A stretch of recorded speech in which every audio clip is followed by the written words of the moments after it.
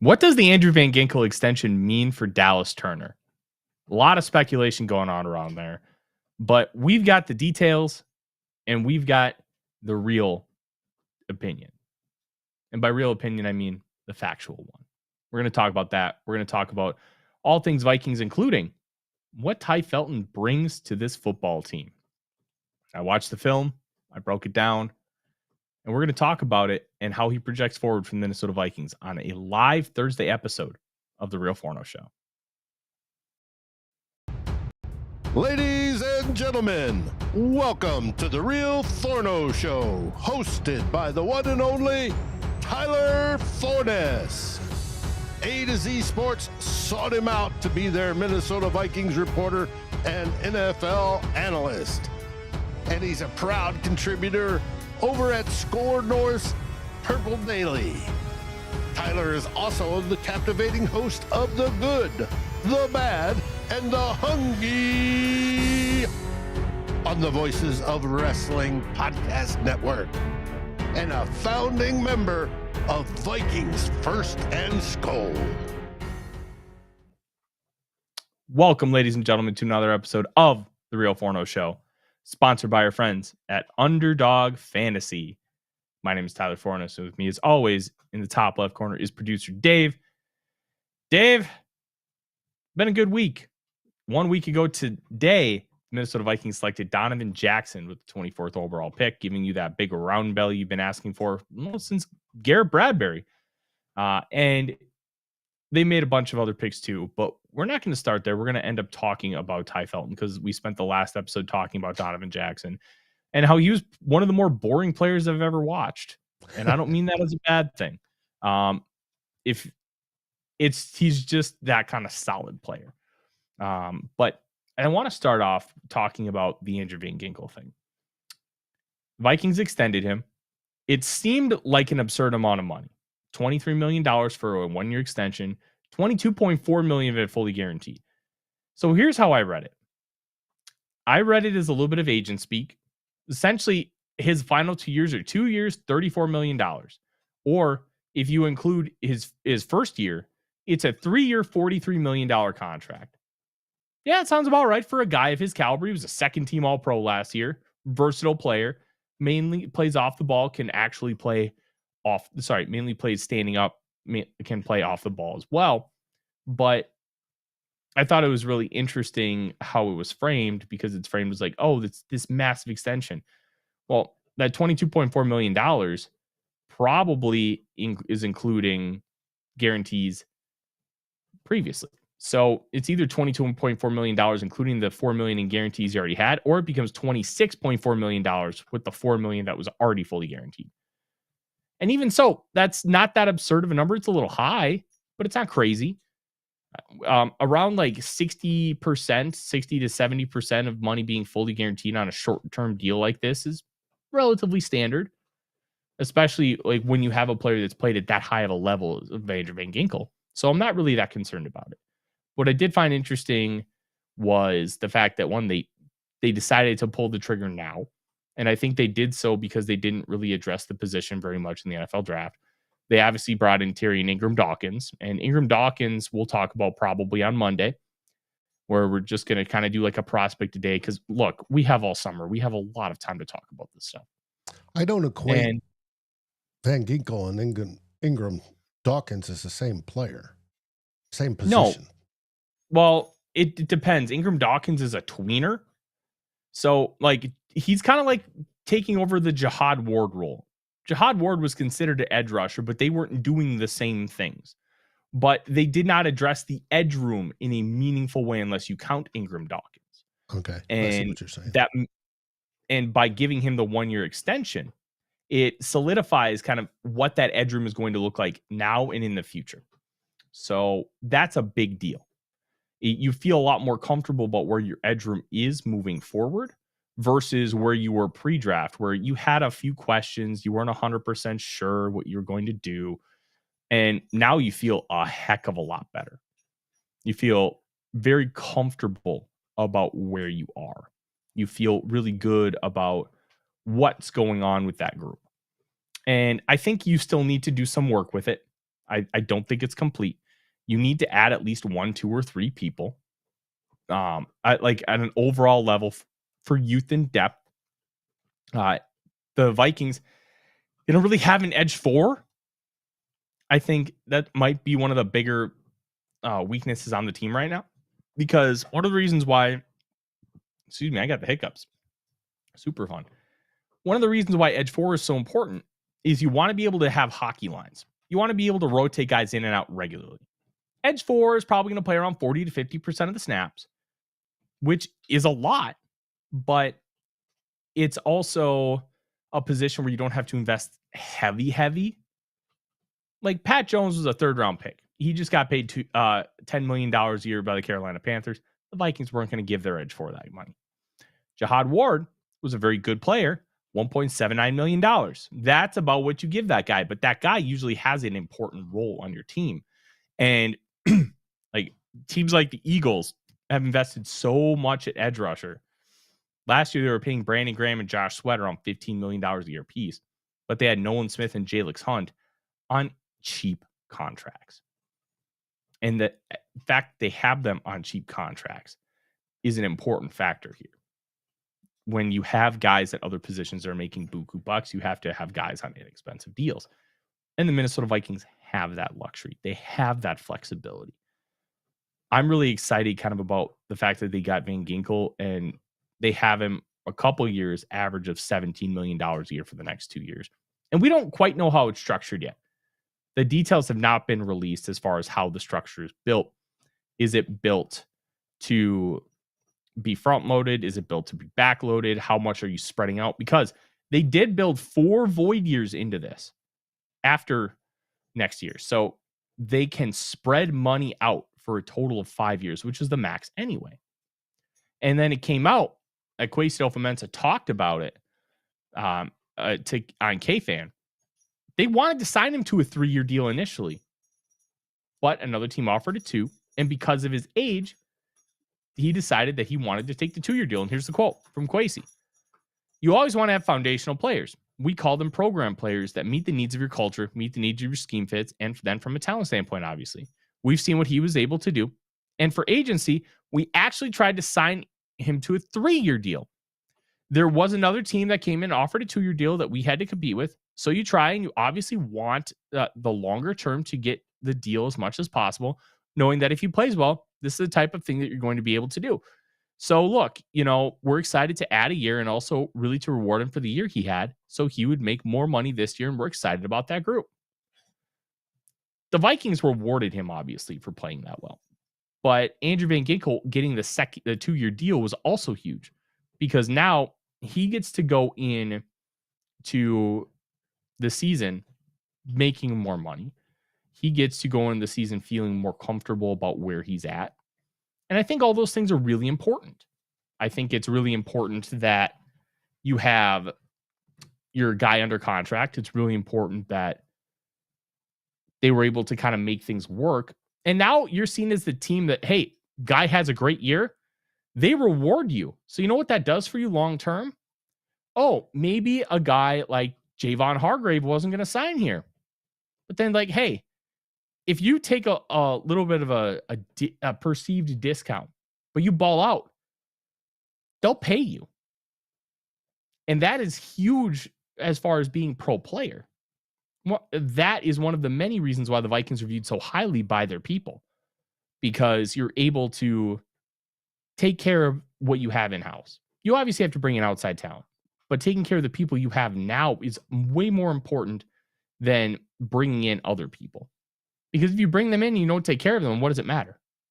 So by the Vikings taking care of this and rewarding Van Ginkel, it sends a really strong message across the board. And I also think that he's a great fit for what Brian Flores wants to do. He's obviously still perfectly fine from an athleticism standpoint. And when you have a really good athlete here, and he's able to play on ball and off ball, something which I think we're going to see Dallas Turner do quite a bit. We'll talk about him in a minute. Having all those elements are really key in helping elevate this Minnesota Vikings defense, because I thought they would go offense heavy early. But I also thought that they would go defensive tackle in round 1, mainly because defensive tackles are really scarce the deeper you get into the draft. Ingram Dawkins is a great bet because of the high upside athleticism, but he's incredibly raw, so you may never get anything out of it. But the high-end defensive tackles in this league almost always come from early on in the draft. Now I'm trying to remember where my train of thought was. Let's just kind of wrap up the Van Ginkel point here because I want to talk about Dallas Turner. Well, you talked about edge 4. I want to go back to that. Oh, yeah. Edge 4. We have Gabe Murphy and Bo Richter as well. If one of those two steps up, that's going to be your edge 4. Your edge 4, 3, 4, and 5 were 2 established players and a first-round pick last year. This year, you're going at it more of a committee kind of approach where let's hope one of these guys steps up. Gabe Murphy played relatively solid in the one game he got to play in the role of Pat Jones, but he also has 30.5-inch arms. Incredibly short arms for an edge rusher. And you have Bo Richter, who I believe also has 30 and 5/8-inch arms. Incredibly short for an edge rusher. He might be more of an off-ball guy, but he plays both. He can play off the ball. He can play on the ball. He did both of those things at Air Force. And doing both of those things here makes a lot of sense as well. But he's also a core special teamer, which is going to help him make the roster. Special teams is a huge factor because if your wide receiver 4 doesn't play special teams, that guy's probably gone. Special teams matters the farther down you get on the roster. And I'm really intrigued to kind of see what that edge room looks like. I'm also thinking that the Vikings might be wanting to bring in an edge rusher. Maybe it's only like a Jihad Ward type for a couple $1 million, but having an extra guy that you feel confident with versus Gabe Murphy and Bo Richter could end up making a lot of sense. Maybe I'll write about that this week. We'll see. Well, and you got to remember, not only do we have, now we're in the dollar bin of free agency, where everybody who hasn't been selected is going to go dirt cheap, bet minimum. But we also have the cuts at the end of training camp where they may go shopping as well. Yeah. Who knows? They may be able to find somebody at a decent value. Maybe they can finally get Yannick Ngakoue to come back. Ngakoue is a situational pass rusher, is great, but the problem is he makes like $10 million wherever he goes. You're not paying that. You want to give that guy like $3 or $4 million. But getting sacks and getting pass rush production just sells. You have to pay a premium for it, which is why the Vikings had a guy like Pat Jones, why they invested less than $2 million into Jihad Ward. Having those players at a discount is a big deal. And I'm intrigued to see how that edge room looks outside of the top 3. But I do like the extension of Van Ginkel. I also think it means nothing for Dallas Turner. Some were starting to opine, you extended Andrew Van Ginkel. It means you hate Dallas Turner. No. Edge 3 is a starter. That doesn't mean anything. And even Kwesi said today, he's going to get a lot of snaps.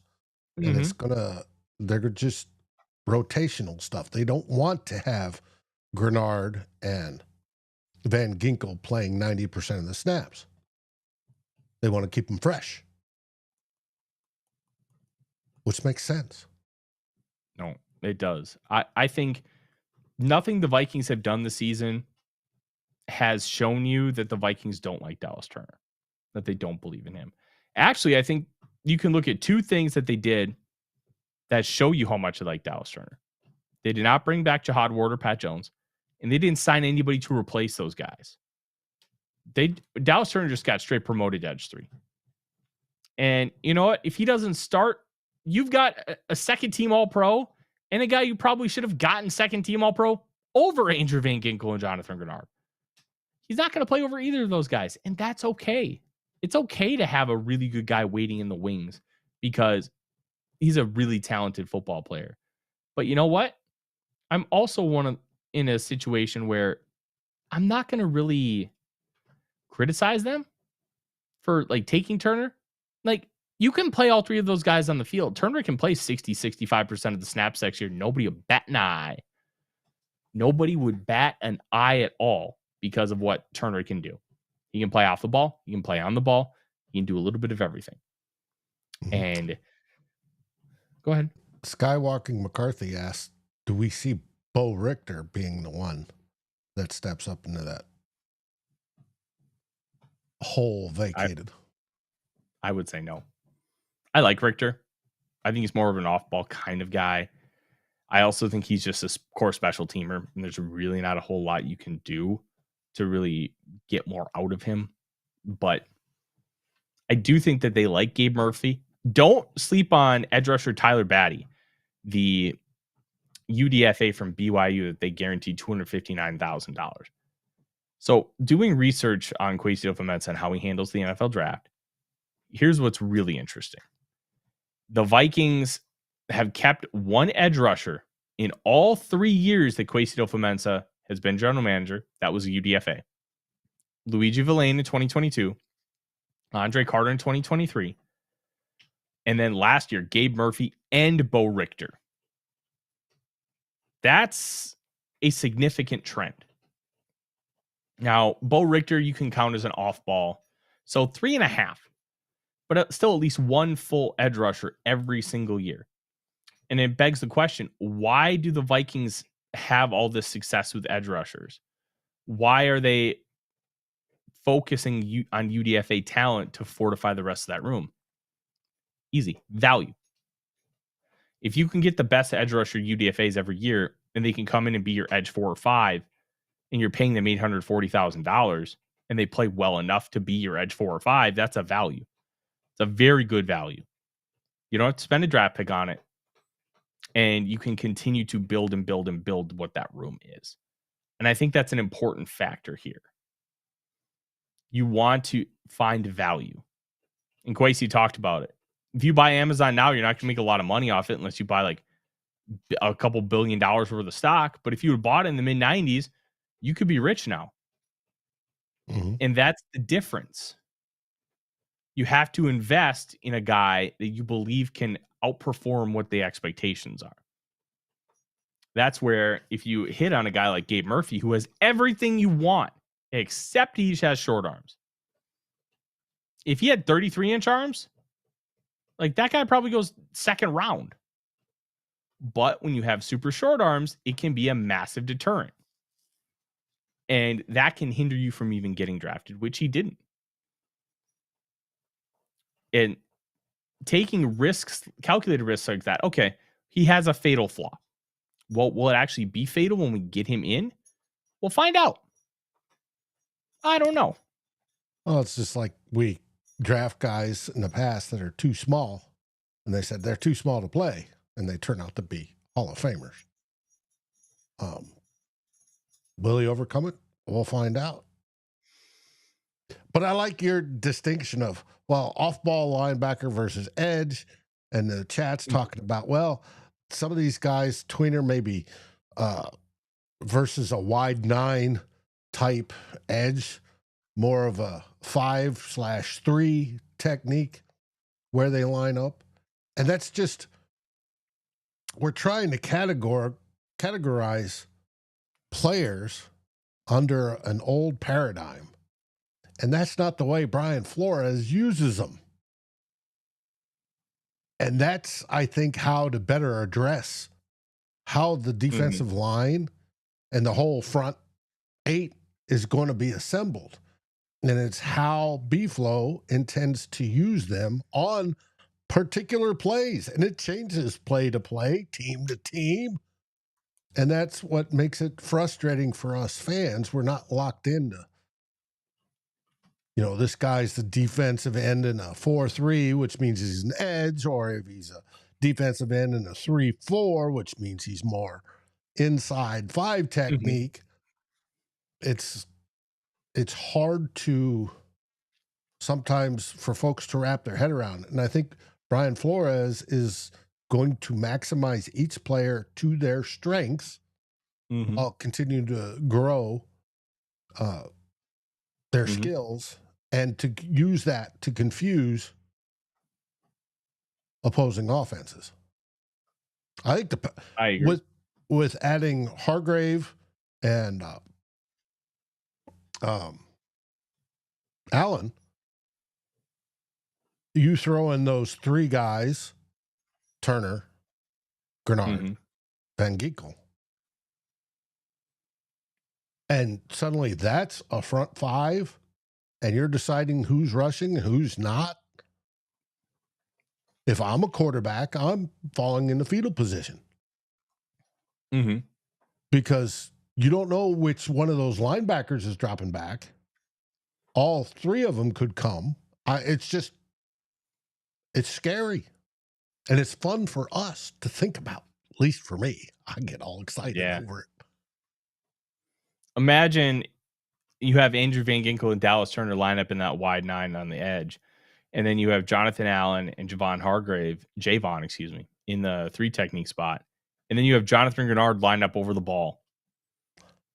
You could do whatever you wanted. All three of those Harrison Phillips sneaks up on the other side. No, in this situation, Harrison Phillips isn't playing. Not Phillips, but I'm talking third downs. Like, there's so many different things, and one of the reasons why I was so big on take Jahad Campbell if the medicals are going to take Jahad Campbell, because you can be all kinds of fucky. And oh, buddy, can that take you different places? It's versatility isn't the only thing, and I think we've talked about that on the show, and it's something I've talked with Luke Braun of Locked On Vikings about a lot. Being versatile is good, but if you're not really good at anything, what's the point of being versatile? It's like the jack of all trades, master of none. If you don't have a calling card, then how good are you really? Oh, I can play running back, I can play receiver, I can play quarterback, but are you good at any of them? And then that's where you start to have like some of those questions. And when you're versatile, I can line up as a wide 9. I can line up at one technique and rush the passer from the interior. I can drop and play coverage. Well, are you good at any of them? And I think when you talk about Dallas Turner, the idea is he can be really good at all of them, but he has to prove it. And that's where I'm really excited about this potential growth and why we have to be careful using the word versatility, because it can almost hide the fact that this player might not be that good. The Brock Purdy stuff. I hope somebody gives that guy $50 million. One, because I think every NFL player should get paid buku bucks from like a human standpoint. 2, Brock Purdy is not good enough to deserve that money. So I think it'd be very funny to see an NFL team pay it. We're going to answer this from Scott. Saying that about a certain quarterback years ago. Anyways. We'll answer this question from Skywalking McCarthy, and then we're going to talk about our boy Tai Felton. They ask, Tyler, would you agree that Tyrion Ingram Dawkins has a similar profile to Shamar Stewart with low risk? I personally thought they were roughly the same player. I don't think they're the same player, but I understand where your mind is at, if that makes sense. I think Ingram Dawkins has more potential to kick inside, and I think he's proven that. Whereas I think Shamar Stewart is not going to go any deeper than a 4-eye. I think he's a true edge rusher. He is a pass rushing defensive end or stand-up guy. But he has the size and strength to play inside. I just would not do it. I would want him to be a guy that just runs around the edge because I think he's just really good at it. So I would disagree, but I get it. I would get it. You know who's really overpaid? I can tell you who's really overpaid. Kickers that aren't Justin Tucker. And I know that I'm just talking about the talent. I'm not talking about all the allegations. But talent-wise, Justin Tucker's worth every penny. The other stuff, getting old. We're going to leave that alone. Yeah, he had a rough start to the year. And then a friend of mine, Alex Katzen, wrote a piece for SB Nation breaking down, why is Justin Tucker bad now? And then he fixed it. And then they fixed all of that stuff. So I thought that was really cool. Shout out Alex Katzen. We're going to talk about Tai Felton here. But Dave, before we do that, we're going to give a shout out to our fans at Underdog Fantasy. And if you were watching last night's Timberwolves game and you decided, you know what, Rudy Gobert, we're going to say that guy scores over 20 points. He hasn't done that in quite a while. Well, guess what? 27 points, 24 rebounds. You would have made out like a bandit. if you had that. Plus, it was an all-time bad Luka game, and we are here for all the Luka Doncic slander because that guy is whinier than a Packers fan, and we know how bad that can get. But it's never whiny when you have some fun with Underdog Fantasy. All you got to do, 2 to 8 different stats, pick higher or lower, and that's it. And you can win up to 1,000 times your initial bet. Plus, new customers in any of these states you see on your screen, up to $1,000 in bonus credits matching your first deposit when you use the promo code Forno. Forno. It's a lot of fun. It's a great time to great way to pass the time while wait for football season. But it should be used for entertainment. So, and if you feel like you have a problem, please call 1-800-GAMBLER. Indeed. Speaking of gambler, Marzipan decided to stop chewing her bone and start chewing her bed. We know how that went from the live draft party, Dave. Marzipan, come here. Thank you, Forlorn. Yes, 70 watching, 20 likes. What the heck? Let's get it up to 50, please. We like likes. And I want to thank everybody for joining us today, from Biggs to Forlorn to Gary, the Bulldog, Son of a Beavers, Doug, Skywalking McCarthy, of course, and anybody I missed. There's Delton. Oh, sweet Delton. It's good to see you, brother. David Rinaldi. Yo, Michael. It's good to see everybody here. George, of course. You guys rock. And Silas. Welcome, Silas. So, Gary, I need what's on the menu for dinner tonight. I know it's not a normal Monday or Wednesday episode, but there's got to be something good that you got cooking tonight. I want to hear about it. Wife and I are trying to figure out what we're going to eat, in fact. And I'm trying to prevent Marzipan from destroying the bed without me having to get up from this seat. Marzi, get over here. Well, as everybody knew, I had my walkthrough yesterday, and we close tomorrow on the house. Waiting on to see when the furniture will be delivered. I now have the bed in my lap, so Marzipan cannot chew it. She hasn't figured out that, hey, there are toys. You have bones, Marzipan. She's a good, sweet girl. We just got to get her. We have to teach her how to be a dog. She doesn't know how to be a dog yet. David Rinaldi's having linguine and clam sauce. Oh, God, that sounds fantastic. Ooh. Oh, Gary, I don't want to have sick in bed. That sounds gross. No, I'm good. Hope you feel better, my friend. All right. Let's help you feel better by talking about the new weapon for J.J. McCarthy. His name is Tai Felton, wide receiver out of Maryland, just over 6 foot, 180 pounds. He's a skinny guy. And the Vikings have not shied away from drafting slender players, believing in the rest of their skill set. Jordan Addison was 173, Mekhi Blackman 178, Jay Ward was 188, Dwight McLaughlin was 185, I believe, when he was signed as a UDFA. They are fine with slender guys because they believe they can make up for it with other aspects of their game. Felton is no different. His play strength is not great. He is a straight line track guy, and that speed comes out on tape. There are some really interesting factors to his evaluation. One, he was the engine behind the Maryland offense. The Maryland offense ran because Tai Felton was good at football. Tai Felton being good is why Maryland had any of the success that they did last year. But with that said, there are some limitations that we have to at least talk about. But we'll start with the good stuff. He is fast. He's able to create separation with that speed. He's able to decelerate quickly.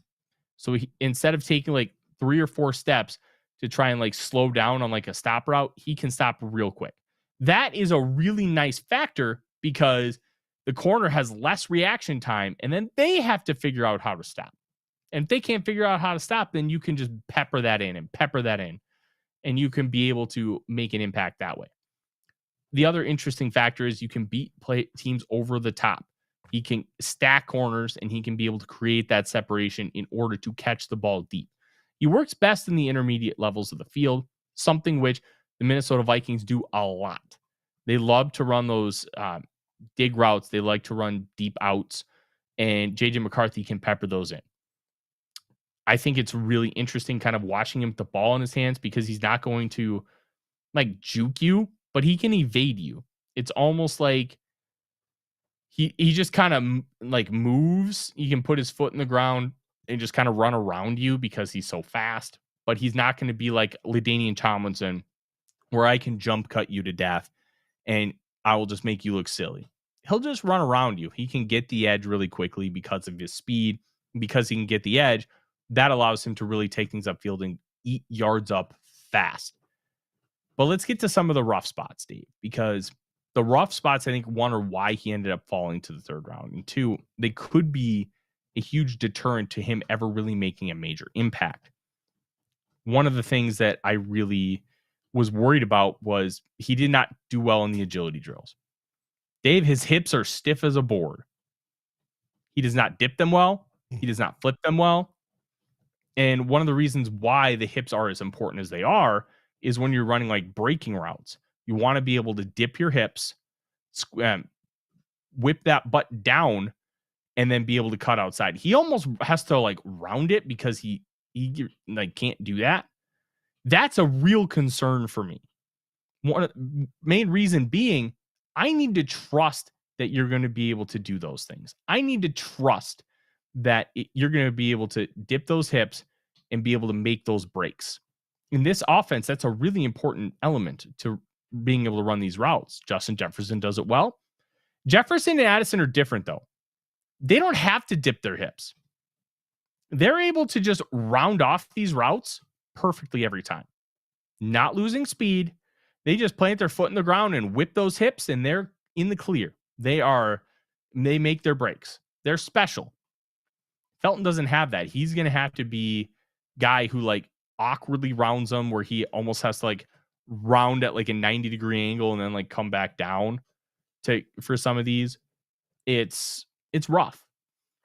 And those stiff hips also impact him in the open field, evading defenders. He almost has to turn his whole body instead of just like, oh, I can juke you. That's not his game. And that'll be a major factor in why I don't think he'll be a punt returner.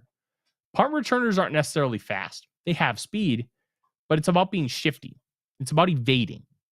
Kick returns, run fast, see hole, burst through it. Cordell Patterson was so good at it because he didn't get taken down by arm tackles. And he had the long speed. He had vision for kick returns, but he did not have vision for running back. And that's a different type of vision. I think Felton could be a good kick returner because of his speed. I do not think he'd be a good punt returner for the reasons I'd already listed. And I do find it interesting when we're having the conversation about Felton because you wish he had oilier hips. You wish he was more comfortable doing those things. And the fact that he's not, I'm going to be honest, it really stinks. It does. You would like him to be able to dip those hips with his routes. You'd like him to be able to like juke players, but he just can't.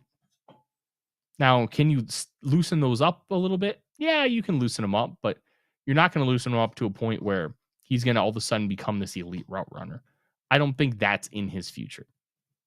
But there are other elements to his a challenge for the training squad, because both on the medical and the physical training side, they'll be working at loosening those up. And then you have Keenan McCardell, who obviously helped teach Justin Jefferson and Jordan Addison. And he's got those two guys as an example. Mm-hmm. Maybe he can adapt. Maybe you can take that can of oil and go tink, tink, tink and loosen those suckers up. Yeah. Maybe. We'll find out. Like, Keenan McCardell likes him. And to me, that matters more than anything. That dude is your receivers coach. And if he likes you, I'll disagree, but it's, you know what? I might just be wrong. Now, coaches like players all the time that don't turn out. So we'll find out. But it's a big vote of confidence that Keenan McCardell says, you know what? I like this guy. I thought Marzipan was chewing on my chair. The bone is just touching the chair. Oh. So one of the other things that was really, there are two things that, like, we're going to talk about a lot of negatives here, but I do think the positives are very strong, and he needs to clean up some of the negatives. But I do think like a late third round evaluation, which is where he was taken, is fair for Felton. I did not do a full study of him pre-draft, to be completely honest.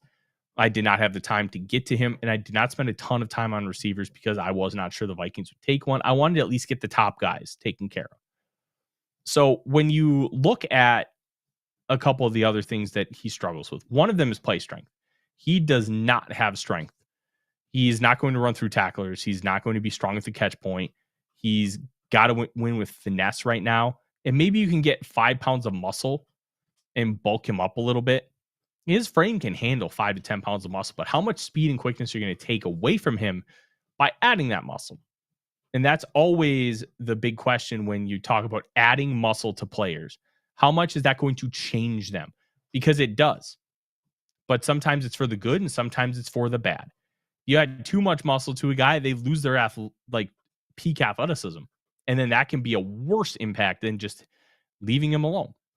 So the Vikings need to figure out how they want to approach that. But the play strength has to improve no matter what.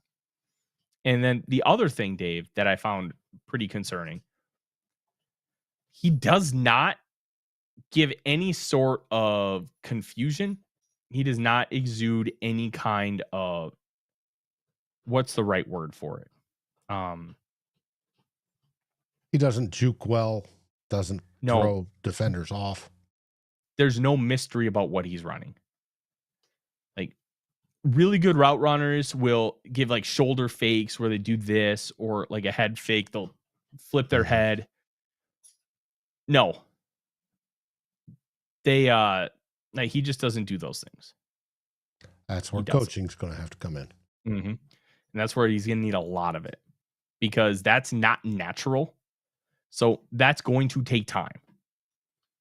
I think he can get there. That's something I feel is teachable. The subtlety nuances of route running, being able to, hey, I'm going to, like, one thing Justin Jefferson's great at is when he's running a breaking route, an in route or an out route. Like, if he's running an in route, he'll like lean into the defender and then break to the other side. And by doing that, he's pushing the defender just a little bit, and he's creating that little extra separation to make the throw easier for the quarterback. That kind of stuff is elite route running. That is also something that Felton just does not do. So I think there are concerns. The concerns outweigh the strengths as far as quantity, but I do think the strengths are so quality that it balances out a lot. And I do think a third round pick is very warranted for a player like this. Special teams value pick in the third round, almost stopped a fourth. Now Gary asks, so what is he good at? Well, I kind of talked about at the top. He is really fast. He's able to be elusive in space. He evades tacklers better than you would expect for somebody who's pretty stiff in the hips. And he creates separation really well. I also think he's got good hands. He doesn't have a huge history of drops. He catches things away from his body, but he struggles at the catch point. And all those other negatives that I mentioned. It's not great. But if done right, Skywalking McCarthy, yes, I can. Some of them can. But sometimes you can gain muscle and lose speed. Sometimes you gain muscle and you can gain speed. Because he's a track guy, it can be a little tricky because track speed is different from football speed, and how you get there and approach things is different. So how they want to build on that is going to take some creativity. And it's going to take a really defined plan. But if they figure out how to kind of build him up while keeping his speed the same, I think it'll be a huge win, because adding weight can really decrease speed and athleticism. So it'll be really interesting to kind of see how, Rob, where are you getting that Felton was a pre-draft visit? Because he was not a pre-draft visit according to my notes, but they did spend time with him in his pro day. And I think they talked to him at the Senior Bowl. But a pre-draft visit, I I would love to see a source because I have not seen that. I do know that they had Ingram, Dawkins, and Jackson in for pre-draft visits, but I have not seen Felton anywhere. So if you have that, I would love to see it. And I'm sorry if that comes off condescending. No, I would love to see it because then I'm going to add that to my data. Because from my research, I have not found that. But yeah, that's Tai Felton. I think it's really interesting the type of player he is. He provides an element the Vikings really don't have, and that's game-breaking speed. Jefferson is fast. Addison is fast. But they're not like, I'm going to burn your ass fast. Like even Justin Jefferson's 97-yard touchdown catch yet last year against the San Francisco 49ers. Nope. He cut back because he couldn't outrun the guy, or he was worried he wasn't going to outrun him. He can run fast, but there's a difference between running fast and being fast. Oh, okay. So Rob, you're talking about like okay, I was just strictly talking 30s because I'm tracking that. And the Vikings have now drafted 7 players who made 30 visits. 7 over 4 years. High number. It's a high number. But yeah, that is Tai Felton. I'd expect we get to see him quite a bit when it comes to like see him in training camp. We'll probably see him a good amount early in preseason games.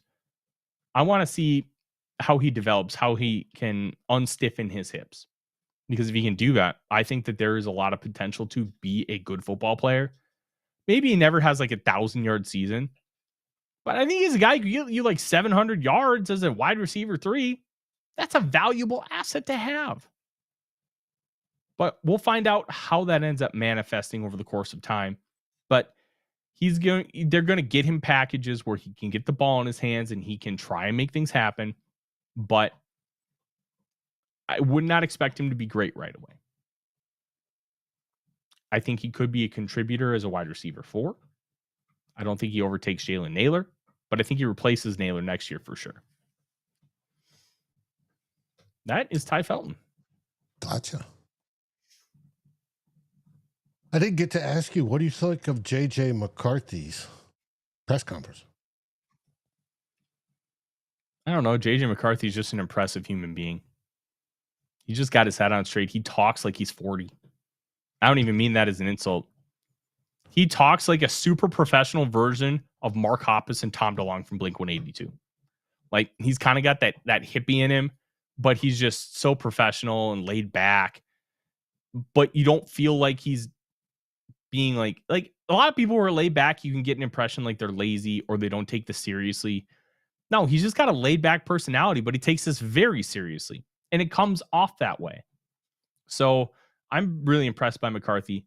The Vikings have been completely disrespected in some of these way too early power rankings, which I'm writing about and I'll have out tomorrow. They're just, some of them, I've seen them like as low as like 18. It's like, why are you dropping them after the draft? Like power rankings, like for right now, are just dumb.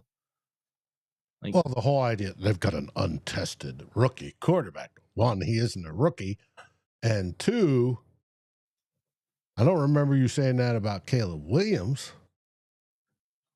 And he comes from just as good background as Caleb did, if not better. National championship. Only lost 1 game in 3 years. Oh, come on now, folks. Just because you didn't watch him doesn't mean it's not true. I love his enthusiasm and his leadership style. He's got it. He's got the it factor, which I've always wanted in a quarterback. He's a magnet, and he draws people, both veteran and younger, and the whole organization is just psyched to have him, and that's cool. It's good to see. We haven't had that in a long time. And you're not hearing just lip service by some veterans. They're actually bought in. And that freaking rocks. Yes, it does.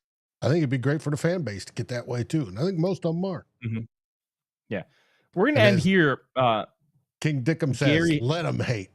Better to be an unexpected force. Yes. Yeah. Gary's got a good question. Which Gopher drafted will have the best career? I think it's Justin Wally, the cornerback who the Colts took at 80th overall. And we were on the live stream, and I kind of celebrated a little bit. Justin Wally became one of my dudes, and he would have been a member of the All Forno team if I didn't already have two corners on there. I loved Justin Wally's tape. I really did. He rocked. But one of the big things with Justin Wally was he was kind of undersized. He wasn't necessarily a high-end corner, but I thought he had high-end ability. And I think the ability to play inside out and his physicality and ball skills plus 4.4 flat speed was going to get him an opportunity. I thought I'd consider him at the end of round 3, but probably a round 4, round 5 kind of guy. He goes 80th overall, and I loved it. Quincy Riley probably should have won that spot. Talent-wise, I thought Kobe Bryant should have won that spot, but I think I overrated him a little too much. Riley, I'm sticking to my guns. I don't think so. Speaking of, Freedom Thinker says, Minnesota sports fans should be used to being disrespected by national media. How many games were the Lakers picked to beat the Timberwolves by? 6 or 7. Come here. Yeah, it's a good marzipan. And nope, didn't happen. Way to go, Wolves. Yeah. Thanks, Dick. Marzipan, you want to say hi? No, Nick, I think I'm guessing that you're a very good person. I have not personally met you, but I don't know if I can like you anymore after that comment saying go Sioux. The Sioux Indian people are a wonderful people, but the hockey team can suck shit. They can do that forever. But Marzipan wanted to say hi. Say hi, Marzipan. Yeah, it's pretty, Marzi. Yeah, she's a good puppy. She's a very good puppy. She's still learning. She's still a little chaotic, but she was a commercial breeding dog. So she's learning all the ins and outs of being a puppy. And she's a good one. Odie's also trying to teach her, and he's been a little turkey sometimes, but every morning he's like, I say, you want to go see Marzipan? And he sprints downstairs. He loves her. And you knocked your camera out of focus, but that's about time we should wrap this up. Yes, we should. Thank you guys so much for joining. We'll keep you posted. Thursday might become the new day for the Real Forno Show, Monday and Thursday. And one of the reasons being is, 1, my wife requested it. 2, it gives us an opportunity to have more things happen between Monday and Thursday because, well, let's be real. Wednesday can be too far away from the game to really do a good preview. So we want more information. Come on, Marzi. Yeah. So we're looking at doing that. We'll keep you posted, but this was a trial run. Let us know kind of what you think, and we'll take some of that into consideration. And yeah, thank you guys so much for joining. We do have a Tool Bloggers this Sunday. Yes. The question is, will it be in this basement or temporarily set up at the new house? Yes. I would recommend just staying in this basement for one more show, so then you don't have to worry about taking all of it right away, and you can focus on other things. But whatever works best for you. And then next week we'll have our normal programming. There's a chance I may take 1 or 2 episodes off this summer because I work myself ragged. I mean, don't get me wrong, this is like a hobby as well, but come June, we may slow down just a tad bit because, well, I need to. But we're going to get you ready for training camp. We're going to get you ready for the preseason. We're going to get you ready for the regular season. Then we're going to get you ready for a potential Super Bowl run, which is going to be possible until they lose in the playoffs. So we'll be here the whole time. Thank you guys so much. If you're new, we appreciate you. If you're returning, we appreciate you just the same. Please like, comment, and subscribe. That subscribe button makes the best difference as far as helping us out. And yes, I am a typical Minnesotan. Go Sky Yuma, roll the boat, go Gophers. Even though I'm a bigger Gator fan, but we won't talk about that this time. Thank you guys so much for joining. Marzipan is very appreciative. She's going to say bye-bye. I'm Tyler. She's Marzipan. He's Dave. SKOL Vikings, everybody. SKOL Vikings. Like, subscribe, and ring the bell to get notifications. It helps us grow this community that we all love, our Minnesota Vikings. And on behalf of Tyler Forness and myself, Dave Stefano, thank you so dearly for watching The Real Forno Show. SKOL, everyone!